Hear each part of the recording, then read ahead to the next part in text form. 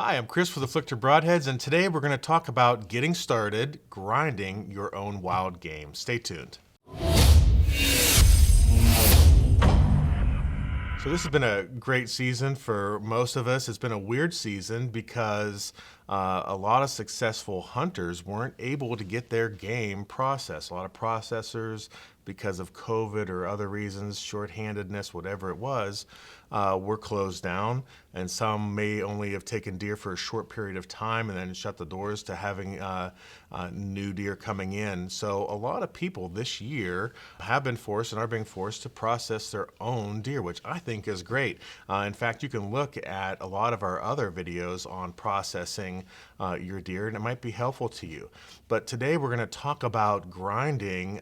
We'll just use venison as our topic because just about everything grinds the same, but we're going to talk about grinding your own deer, what you need to get started, and we're going to talk about 3 of the most popular types of grinders that you can use, and then we'll talk a little bit about just how to grind your venison, maybe some good ratios to use, or the difference between using pork fat or beef fat if you're grinding, or nothing at all.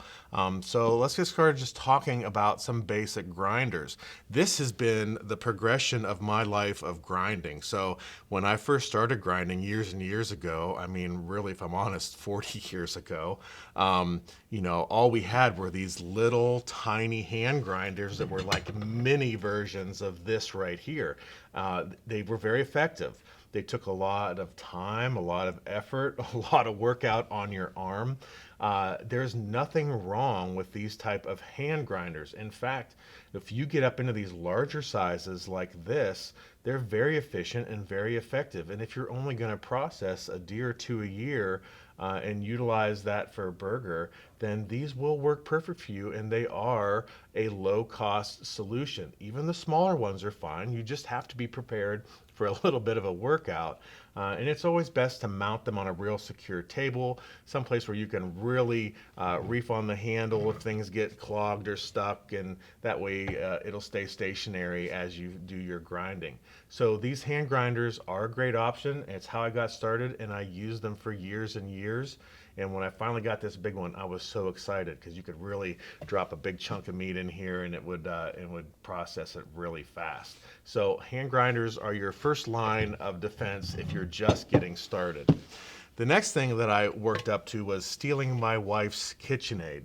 Now, guys, if your wives aren't, totally vested in your hunting, you may not want to let them see you borrow their KitchenAid mixers, because using the grinding attachment on here, it works fabulous, but it's really not meant for processing a ton of meat. So let's say you shot a couple deer and you've saved the hocks and the trimmings and some other little parts and pieces, and you're going to sit down, you're going to grind all that together. You're still only going to get a real small batch of burger. These are great for that. If you're going to process even one entire deer into burger, this is probably great for that as well. But as you get into, you're shooting a lot of deer a year, you're going to be processing a lot of burger, it really starts to wear and tear on the KitchenAid motors. Even though they work very well, you'll find that after time you can hear them starting to work really hard, especially at the lower speeds. So again, the grinder attachment, you can buy that separately for your KitchenAid. Real simple. The auger's inside, the plate is at the end, and you have this feed tray up here. And again, this is a really small feed tray, so it's not meant for doing big batches. But nice small batches, really easy. The KitchenAid does a good job. After I about ruined my wife's KitchenAid, and we were processing, a lot of deer a year, between processing our own deer and friends' deer, we were well over 40 deer in a season. So we stepped up to the larger grinder. This one happens to be from Cabelas, and it is wonderful. It has a great big tray, has a nice heavy duty motor in it. It doesn't get hot. I can run this thing for a couple hours straight, and it still doesn't get overheated. It keeps grinding perfectly, and it's strong and powerful enough that if you get into some, maybe you didn't trim all the sinew off of pieces, especially if you're doing those lower leg portions, they'll stop this almost. They'll clog it up after a bit if you're not careful. Even sometimes the fat that you're using, if you are adding fat, and even bacon, can start to clog when they get down to the end, the outlet of the grinder. This plate right here, behind this, you'll see that you can get things slowed down pretty good if you get into some real sinew meat or some fat that actually has some, protective coating in it. And sometimes you'll buy trim fat that actually has meat in it as well and sinew attached to it. So these don't tend to handle that very well.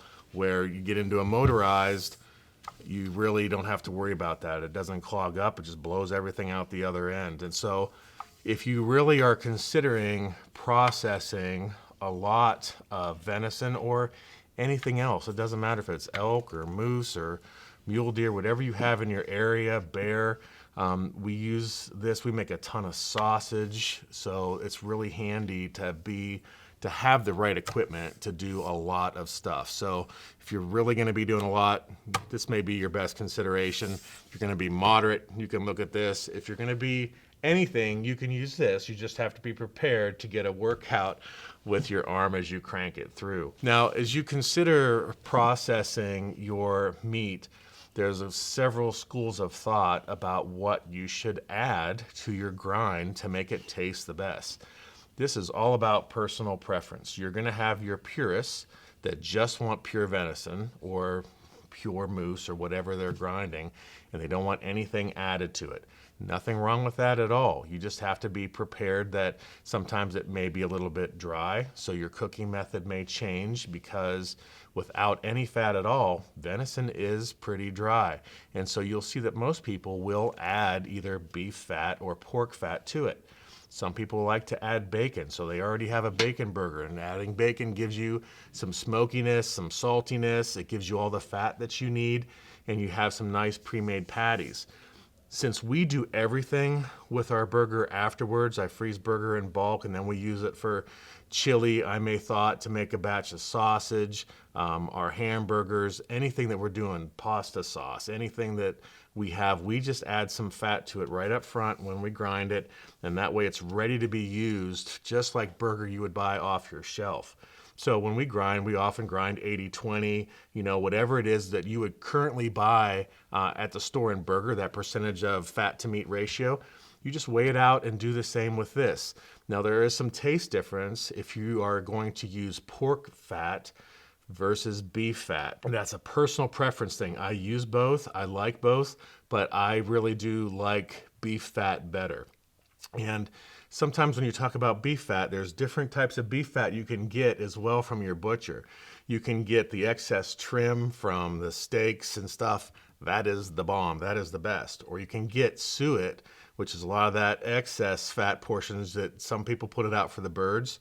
It is totally fine to use in your grinding as well. And we do that as well when I can't get the trim fat. Pork fat, really easy to get, and it does a very good job as well. And it's just a flavor difference as you cook your meat that you just may have a preference for. Now, a lot of times when you are thinking about grinding for the first time and you have butchered your own animal and you have your steaks and your stew meat and your roast and all the different cuts that you made, and you look, and at the end of all this, you just have this little tiny pile of meat that you intended to grind, right? So you're looking at that and you're like, well, what am I going to do with this little thing, this little portion of meat? At that point, you can make a decision. Am I going to grind this, add a little fat to it, and have a little bit of burger, or am I going to add some more to this to try to bulk it up? When you get into that, then a lot of people like to go ahead and buy a pork butt, where you have this great big piece of, affordable meat. It's a bone-in piece of pork. They're usually giant. You can get a nice big piece for 10, 12 bucks. You just debone it, chunk it up, and grind it along with that little bit of venison. Now you're looking at more of a 50-50 type deal there, but you are extending that burger out. So again, You know, if you want to be a purist and say I'm having pure venison burger, that's one thing. But if you want to try to make things go a little farther, it's totally okay at any time to add, you know, pork butt, pork meat right along with your grind, and it will come out flavorful and delicious. It'll also give you some options if you want to go ahead and make sausage out of it instead of just grinding it for burger. So you have different ways to play there as far as what do I want personally. And again, this boils down to taste and personal preference. It's a good idea to do some things in small batches. If you're concerned or worried about it, the fun thing about being able to grind your own stuff is just like making sausage. You do a really small batch at whatever ratio, whatever flavors, seasoning, bacon, whatever you want to do, and you go ahead, while you have all your grinding stuff out, you go ahead and throw a little bit in a pan, fry a burger up. And then you can taste it and you can say, oh, this is really good. I'm going to stick with this. I'm going to continue on through this.